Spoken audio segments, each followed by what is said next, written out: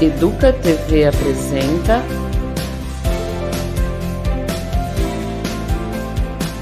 Vamos Conversar? Olá, seja muito bem-vinda e muito bem-vindo ao nosso podcast, o videocast aqui da Educa TV, o Vamos Conversar. E você já sabe, esse é um espaço de diálogo, de aprendizado, reflexão, porque a gente acredita que é conversando que a gente se entende. E hoje nós vamos encerrar o nosso ciclo de temas relacionados a questões étnico-raciais e por isso nós vamos falar sobre racismo religioso. Eu tenho dois convidados aqui com a gente, a Carol Nóbrega, que é mestra em Educação Antirracista. Bem-vinda, muito obrigada pela presença. Boa tarde, agradeço novamente o convite. Sou mestra em Educação Antirracista, doutoranda em Educação, atualmente, Educação Americana. Trabalho com essa temática na escola, no tempo de educação, professora de Educação Física há 10 anos. Então, tenho uma experiência sobre essa questão do racismo religioso. Muito bem. E o Marcos Coelho, que é mestre em Educação e especialista em Relações Étnico-Raciais. Bem-vindo, Marcos. Muito obrigada por aceitar o convite. Eu que agradeço. Acho que é super importante participar da temática. A temática me acompanha desde de tenra idade. Creio que nós, da população preta, negra e parda, passa por esse processo pelo longo da vida, né? Em relação à minha formação, eu acho que eu venho com a temática há um tempo, né? E estou prestes a um processo para o doutorado também na temática, né? São coisas que vão nos ajudando a entender um pouco dessas falas, né? Algumas delas enviesadas. Muito bem, então é tudo isso que a gente vai explicar hoje. E eu queria que a gente começasse, na verdade, a nossa conversa, explicando exatamente o que é o racismo religioso. Carol. Eu vou explicar o racismo religioso, mas dentro de uma perspectiva que abarca também a questão da escola, que eu acho que é muito importante. Porque às vezes a gente fala de um tema como se ele tivesse um pouco deslocado da educação. Então, quero trazer a ideia de racismo religioso mais para dentro da escola. O racismo religioso, ele é uma forma, na verdade, ele trabalha com 3 ideias, que é a intolerância religiosa, o preconceito e a discriminação. Então, tudo isso se transforma também numa questão de violência que a gente entende como racismo. Então, o racismo, ele é um ódio profundo, uma necessidade de eliminar o outro. Então, suas crenças, seus cultos, qualquer possibilidade de entendimento de religião que vem, inclusive, das religiões de matrizes africanas. Então, é um ódio profundo em relação às religiões de matrizes africanas e suas culturas de modo geral. É bem interessante que a gente, para poder discutir o racismo religioso, a gente precisa entender algumas possibilidades que acontecem ao longo da história do nosso país.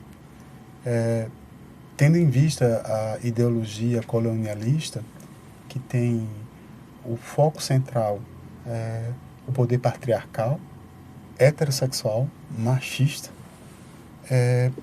ele inviabiliza qualquer outra possibilidade que não seja a que está pautada dentro do seu padrão normativo.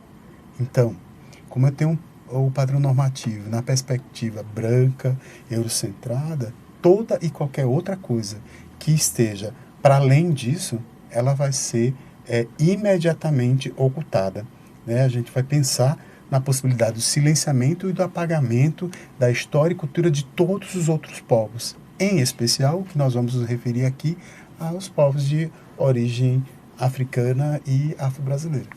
Quando você fala em apagamento, eu queria que vocês falassem um pouco, porque olhando aqui pela perspectiva brasileira, né, do racismo religioso, são as religiões de matriz africana que eu imagino que sofram mais o racismo religioso. Existe nesse processo de colonização, nesse processo histórico do Brasil, inclusive, né, do racismo estrutural, houve uma demonização dessas religiões, né? Queria que vocês falassem sobre esse processo, porque esse é um processo que eu acho que é muito importante, porque as pessoas ligam essas religiões como se fossem coisas ruins, popularmente falando, né? Ligam ao diabo e tem realmente aí todo um fundo que leva ao ódio, né? Porque olham para isso dessa forma. Então eu queria que vocês falassem um pouco sobre esse processo. Tá, eu entendo que tem 2 movimentos. O primeiro é a questão da ignorância mesmo. Uma falta de conhecimento, ignorância nesse sentido, que é uma falta de conhecimento do que são essas religiões de matrizes africanas.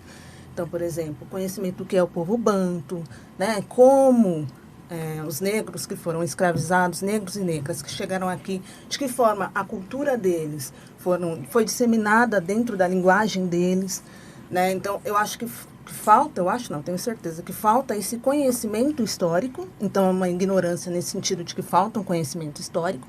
E a gente tem também na educação, desde os seus primórdios, né, uma educação que vincula o catolicismo e o Estado. Então, esse é o outro ponto também, né?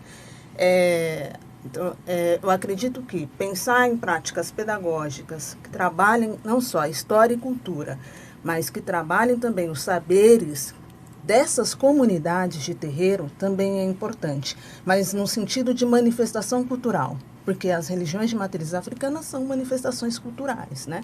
Que estão previstas não só na Lei 10.639, no Parecer 3 de 2004, elas estão previstas também no Estatuto da Igualdade Racial de alguma forma.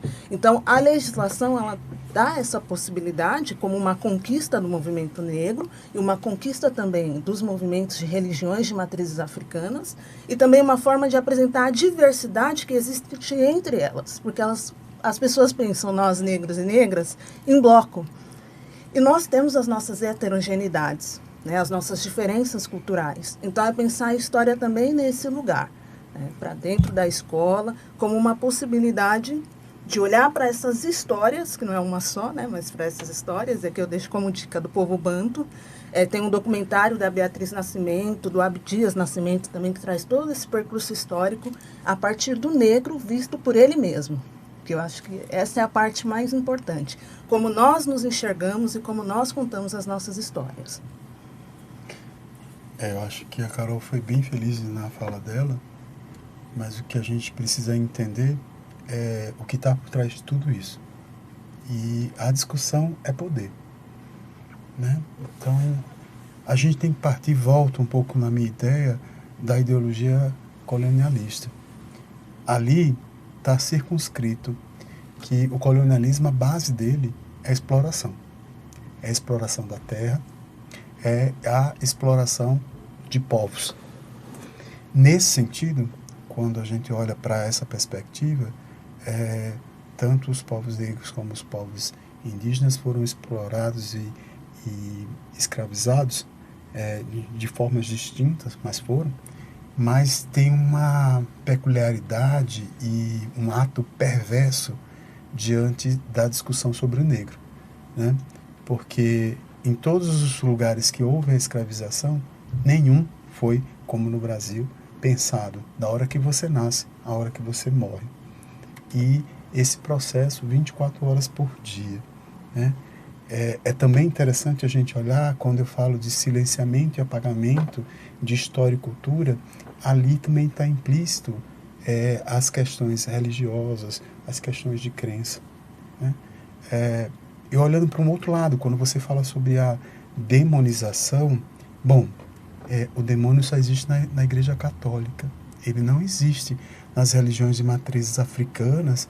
E aí você quer colocar um contexto que é seu dentro de outro contexto que não é seu, é particular, singular e específico, que não cabe. Então, percebe?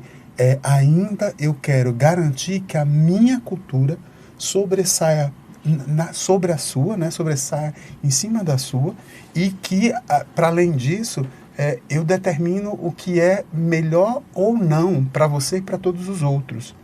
Então, é um olhar, digamos, de certa forma, egoísta, egocêntrico, né? Para não dizer narcisista, né? Então, eu vejo no outro aquilo que eu quero ver. Eu vejo de mim, um pouco de mim em você.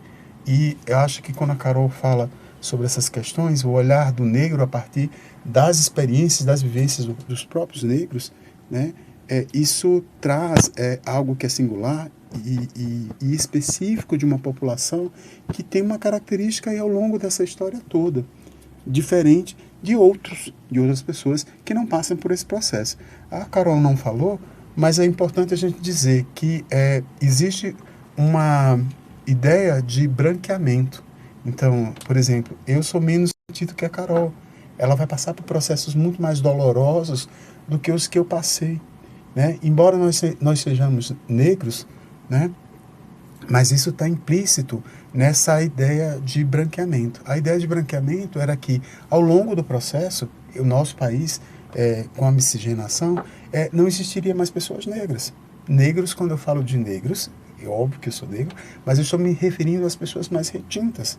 Porque ao longo do processo, ao se ter relações com pessoas negras haveria, em tese, um clareamento da pele e as pessoas negras retintas seriam, pretas retintas, seriam, de certa forma,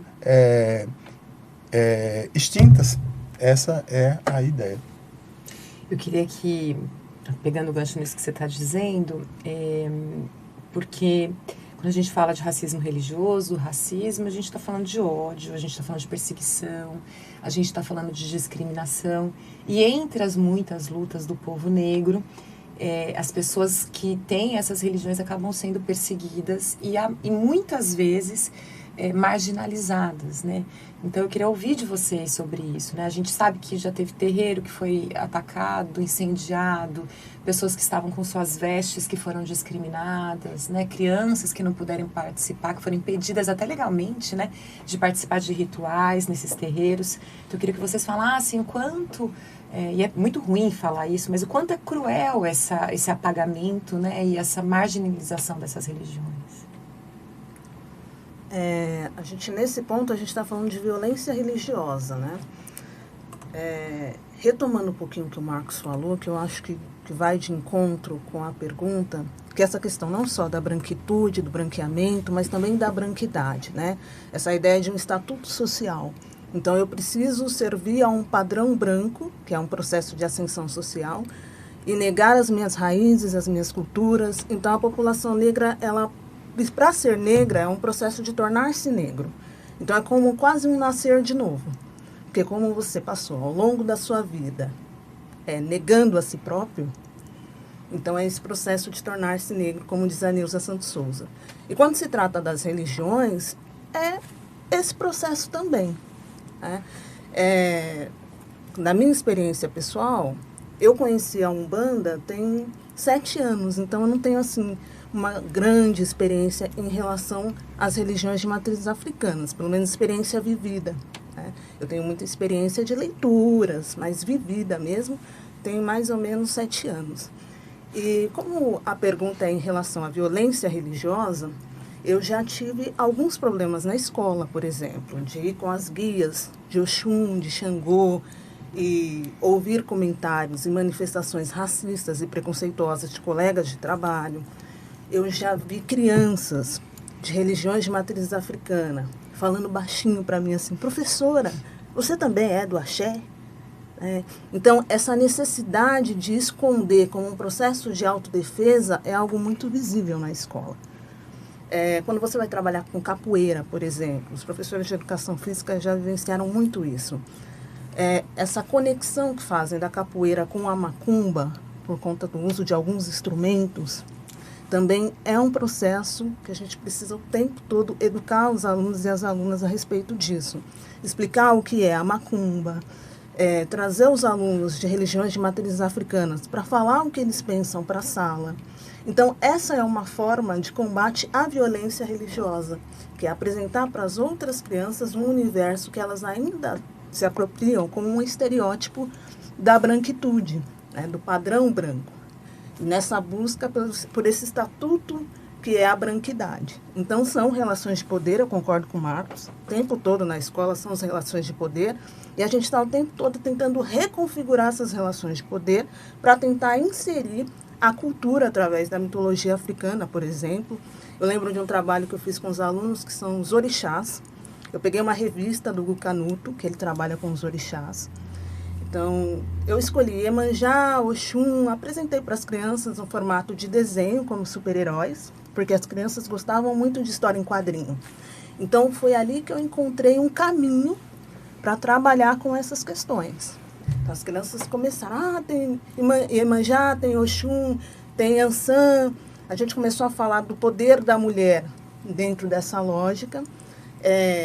Começamos a conversar também sobre as cantigas de capoeira também, que trazem todo o processo da escravização, algumas cantigas vinculando com essas revistas, né, o que é o ser super-herói e super-heroína, na lógica das religiões de matrizes africanas. Então foi uma das possibilidades de combate a essa violência religiosa. Eu acho que, não sei se é o que a Carol quer falar, mas é importante a gente entender que essa violência vivida pelo povo negro, ela está na sociedade. E a escola é apenas um recorte da sociedade. Então, às vezes a gente quer desvincular coisas e não tem como desvincular, porque a gente vai ter que discutir um pouco sobre aquilo que é experiência, aquilo que é vivido. E aí eu volto a dizer o quanto que é importante a gente olhar para as questões que são singulares e individuais. É evidente que temos que olhar para o coletivo também, né? Ali tem um conjunto de pessoas que estão ali seguindo algumas normas, alguns padrões. Mas a gente precisa olhar para esse singular. E quando a gente fala de escola, acho que uma das perspectivas de você pensar a escola é no âmbito da legalidade da escola. E aí a gente tem a LDB, a Lei 9394 de 96. Lá vai falar sobre acesso e permanência, né? Acesso é entrar, permanência é se estabelecer. Mas esse estabelecer tem que ter uma relação. Que relação que se estabelece em permanecer? Protagonismo. Protagonismo de todas as pessoas. Então, quando a Carol afirma sobre a possibilidade de se discutir outras religiões e outras culturas, e aí ela está falando da Umbanda, ou do Candomblé, ou de qualquer outra religião de matriz africana, e também relacionando com a capoeira, nós estamos falando de que existe nessa escola, no mínimo, 56% de uma população preta, negra e parda.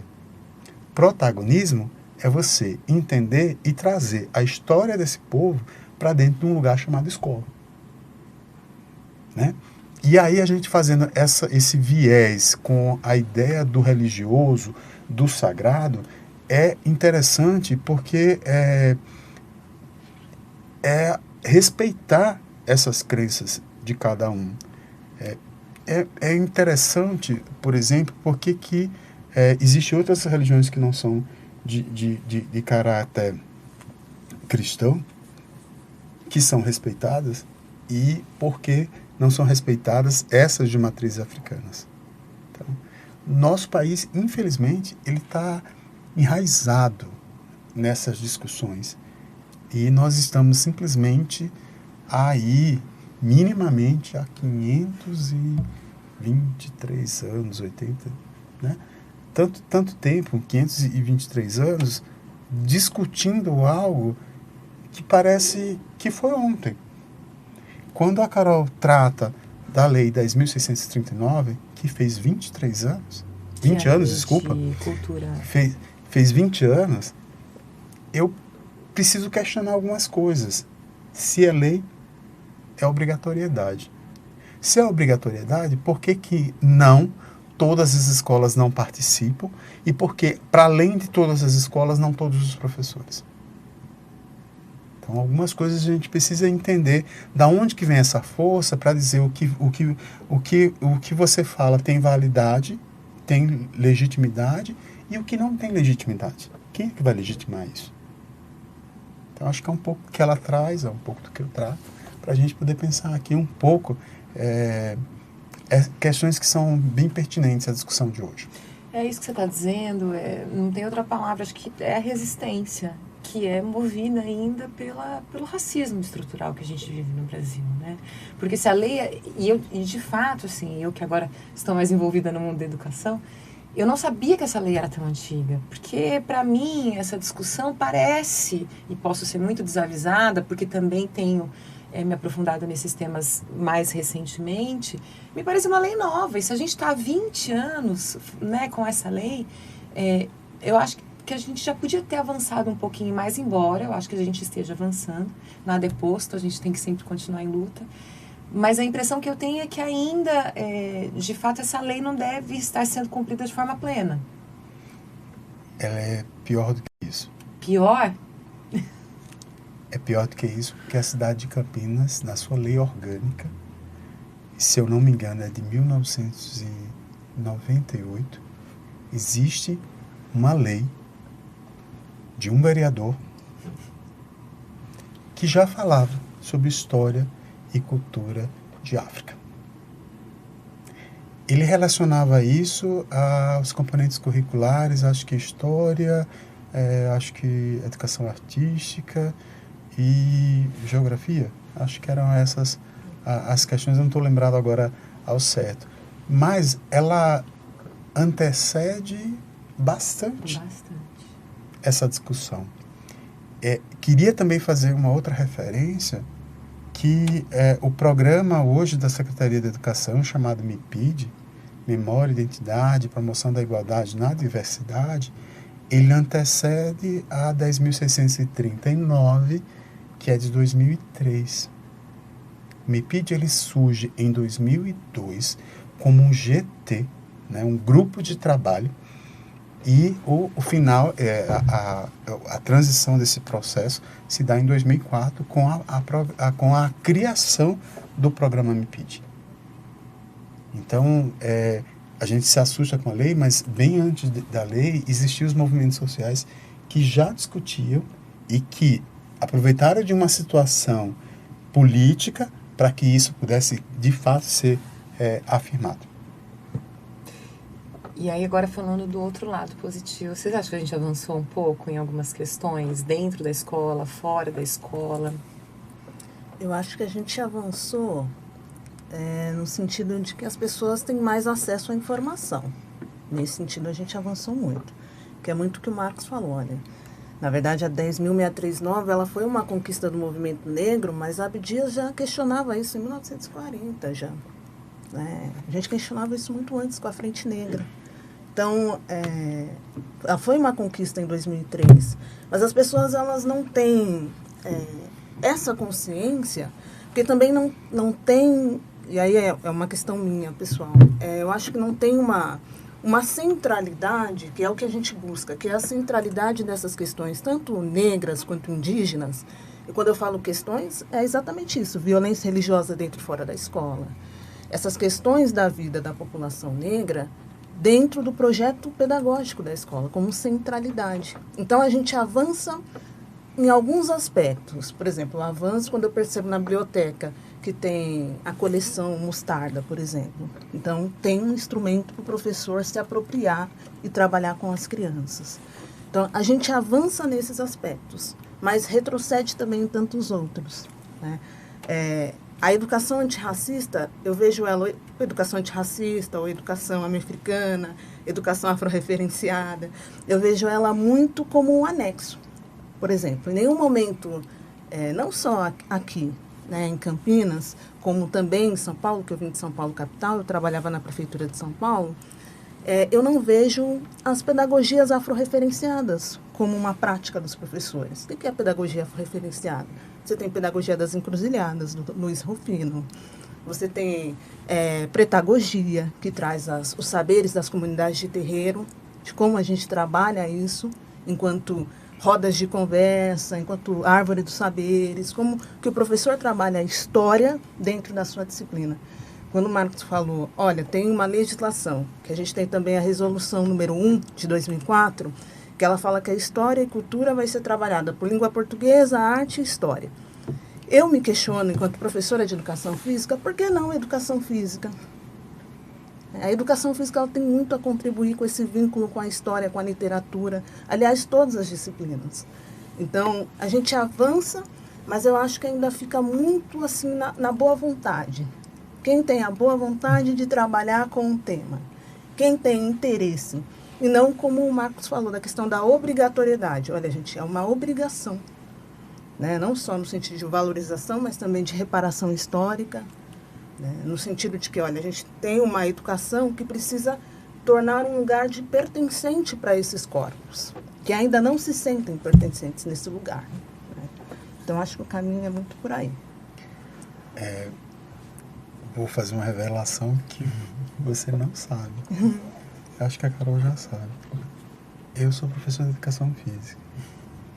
E eu estive em sala de aula por 12 anos na rede de Campinas. E a gente não existia esse tema. Não existia a temática africanidades.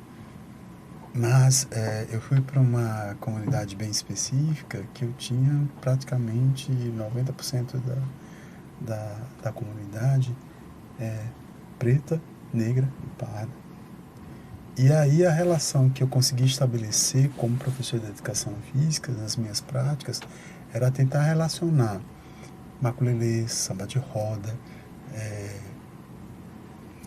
puxada de rede, maracatu, chachado e tantas outras culturas que vêm da cultura brasileira, melhor dizendo, da cultura afro-brasileira, e trazendo isso como um recurso pedagógico para trazer para esse corpo negro questões que eram próprias dele. Por que a gente precisava, por exemplo, aprender polca? Por que a gente precisava aprender outras culturas eurocentradas? Então, essa foi a forma como eu encontrei de discutir corporalmente e também teoricamente sobre algumas questões, né? Eu acho que dessa forma você empodera esses alunos a entender que o seu corpo pode transitar em algo que não é aquilo que o outro quer, mas aquilo que você traz consigo enquanto cultura daquele bairro, daquelas pessoas especificamente. O bairro que eu me refiro tinha uma escola de samba. Então, o que era que as crianças vivenciavam? Exatamente tudo isso que eu estou te trazendo.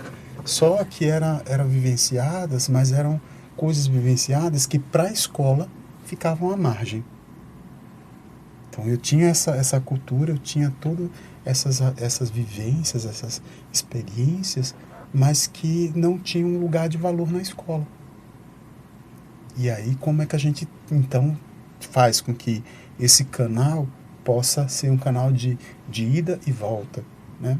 Então eu não vou impor ao outro aquilo que é vivenciado no corpo dele no cotidiano, mas eu posso trazer outras questões que possam dialogar com aquilo que essas pessoas têm e fazer com que possamos valorizar aquilo que ele traz.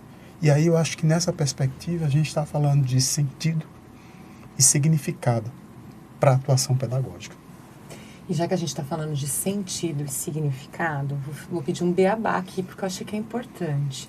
Eu queria que vocês explicassem o que é macumba, o que é umbanda e o que é candomblé. E se tiver algum outro termo aí importante, é que eu lembrei desses três aqui que são os mais populares e mais confusos, vamos dizer assim, na cabeça das pessoas. O mais difícil é definir, né? Olha, é isso, é aquilo. Mas vamos tentar explicar um pouquinho, se der. A Umbanda, porque o candomblé eu não vivenciei. Minha avó era do candomblé, e é isso que eu acho muito curioso nas famílias brasileiras, que eu já conversei com outros colegas também, professores, que a gente, ao mesmo tempo que aos domingos estava na missa, também frequentava o terreiro, né? Então, é muito engraçado como se dá essa experiência. E né? tem a história também que muita gente, né, tem preconceito, mas pula também as 7 ondinhas quando vem a virada do ano para Iemanjá, né? Sim, as 7 ondas. Também toma os banhos, né, para limpar e tal. Então, a gente tem muito essa experiência, né? Então, a Umbanda, como eu falei, ela apareceu para mim tem 7 anos mais ou menos.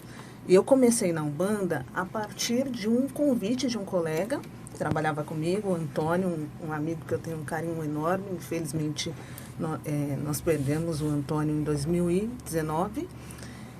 Ele era professor de português e nós participávamos de um grupo de estudo chamado Ile Educare. Então, o Antônio me convidou para participar do grupo de estudo e nesse dia em específico estava a mãe de santo do terreiro que eu frequento, que é o grupo GEPEL. Então, conversando com o Antônio, conhecendo o pessoal, uma vez eu levei minha mãe. Minha mãe falou assim, vamos conhecer esse terreiro, porque a gente, né, não conhece nenhum e faz tempo que eu não vou ao terreiro.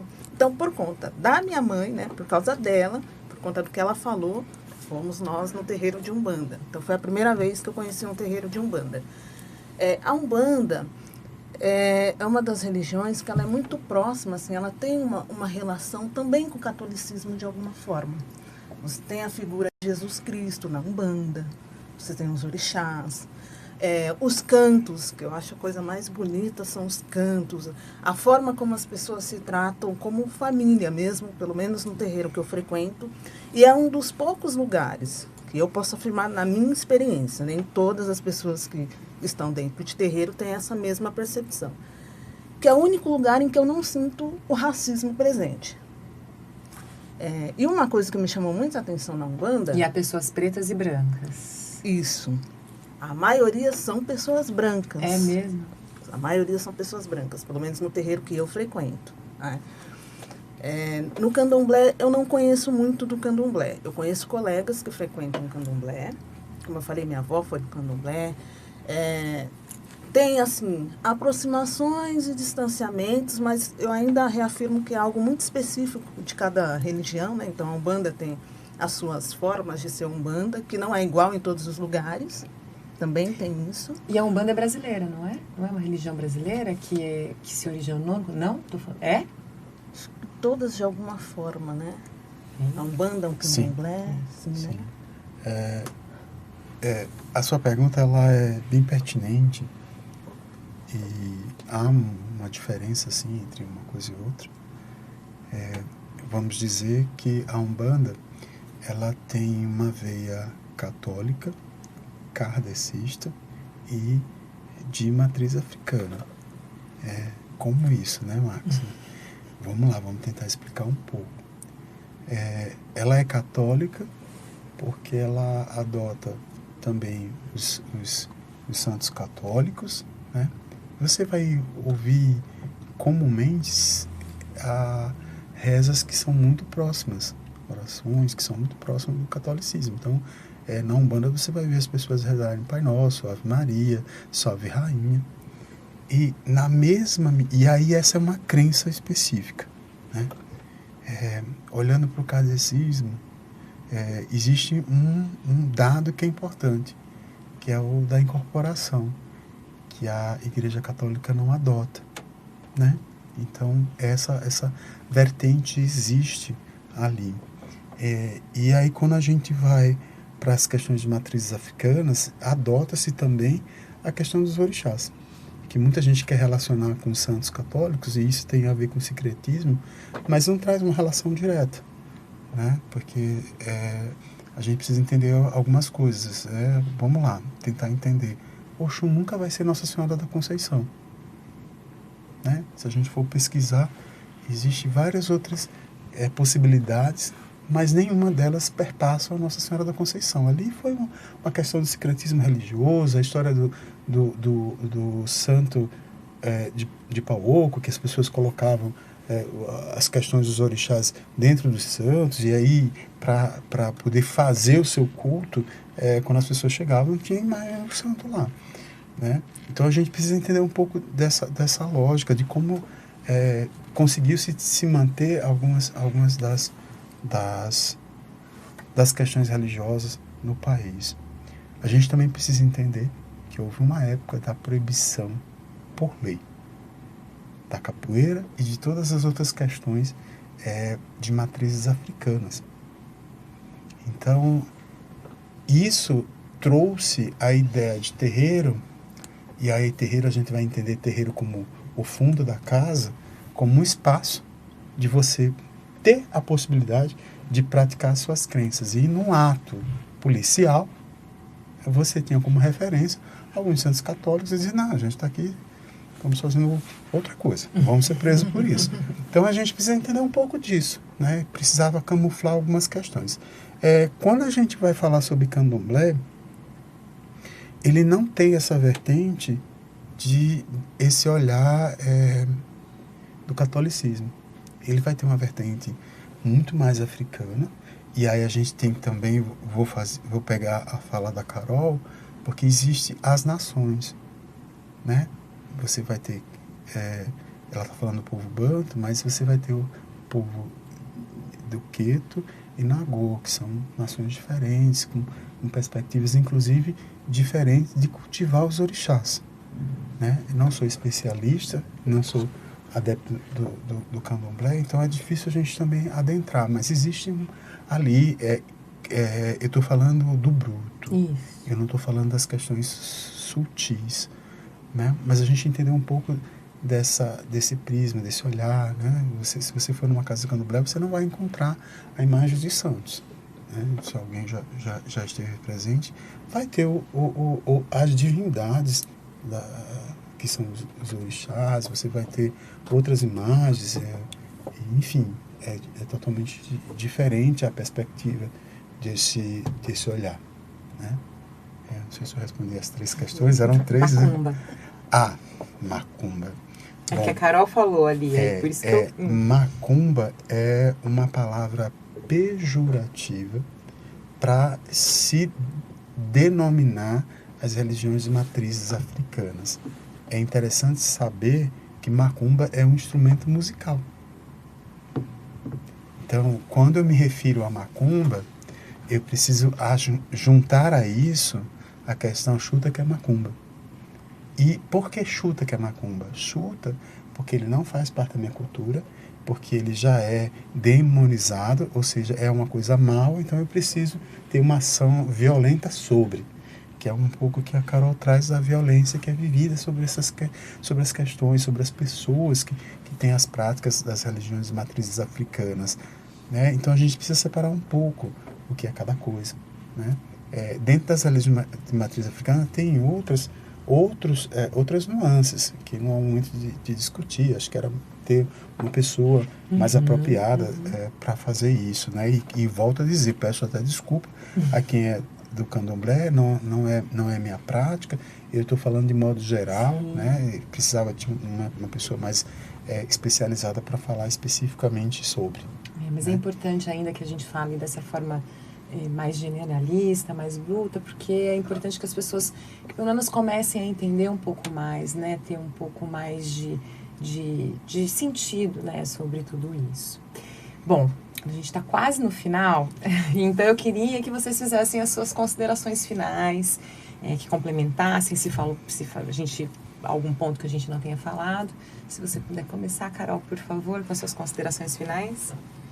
Bom, eu quero agradecer a escuta, dizer que esse tema, ele é cada vez mais relevante, sem sombra de dúvida, é cada vez mais relevante, e ainda é um tabu nas escolas, né? É um grande tabu nas escolas, e que a gente precisa enfrentar no cotidiano mesmo, né?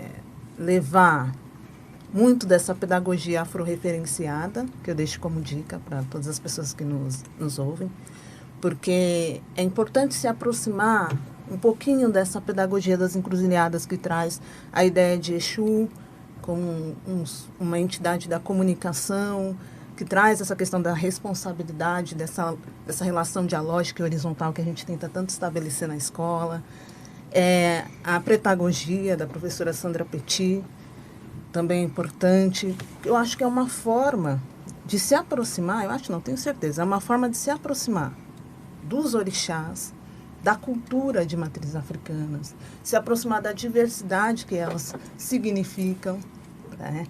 E dizer que a gente tem uma lei, que é o Parecer 4 de 2010, que fala da importância dessas religiões, também de modo geral, mas estou trazendo aqui também a LDB, que o Marcos já falou. Então, a gente tem a legislação que a gente precisa, dentro da lei 10.639, e também ultrapassando o texto legal, é lembrar que essas pessoas religiões de matrizes africanas, estão na escola, porque a gente precisa constantemente fazer a pesquisa do entorno. Quem é a comunidade do entorno? Porque às vezes a gente chega na escola, a escola já fala, não, aqui não tem ninguém de religião de matriz africana. Eu falo, não, é necessário fazer uma pesquisa para conhecer a comunidade do entorno. Porque, por exemplo, vou dar um exemplo, eu uso muito as camisetas do Ebó. Ebó é uma empresa de um rapaz negro. Então ele desenha todos os orixás e é muito legal. Ele faz uns desenhos muito legais dos orixás. Algumas crianças me procuram na escola. Falam assim, olha, você tem a camiseta de Oxumaré, você tem a camiseta de Ançã. Então, assim, como não existe, né? As crianças estão lá. Algumas conversam comigo e falam, o pai de cabeça da minha avó é Xangô. Então, quer dizer, as crianças estão lá. Então, o que a gente precisa é trazer esse grupo para esse pertencimento, valorizar a cultura e a história dessas pessoas também. Muito bem. Como a gente está finalizando, eu acho que a gente não discorreu e não era aqui, não era a pauta, mas não menos importante, a gente precisa sempre olhar para uma discussão importante, que é você falar sobre o preconceito, né? O preconceito como algo pré-concebido, aquilo que eu não conheço. Mas para além do preconceito, que ele é muito enraizado em nós todos, e é difícil até a gente fazer um recorte daquilo que nós não temos preconceito, é preciso também a gente adentrar para uma outra questão mais complexa, que é a discriminação. O preconceito é quando eu não conheço, mas a discriminação ela vem já acompanhada com outras cargas emocionais, né, que me diferem de eu me separar ou de eu não me relacionar, ou de eu me relacionar de uma forma negativa com as pessoas pretas, negras e pardas. Por último, a gente vai falar sobre o racismo, que aí já como a própria Carol falou, esse ódio que eu tenho. Não se trata mais de preconceito, não se trata mais de discriminação, mas um ódio enraizado de eu não conseguir tolerar a sua presença ou de tudo aquilo que você significa, né? Para além do racismo, a gente precisa entender algo que às vezes as pessoas não conseguem captar a mensagem que cabe ali, né? Que é o racismo estrutural. Nós só vamos discutir o racismo religioso porque existe um racismo estrutural enraizado de tal maneira que as minhas percepções e as minhas ações que vão contra a discussão de outra religião que não seja a minha, me faz, inclusive, de ter gestos, ações, pensamentos de violência contra todo aquele que não é igual a mim. Numa relação narcisista, né? E que envolve outras pessoas.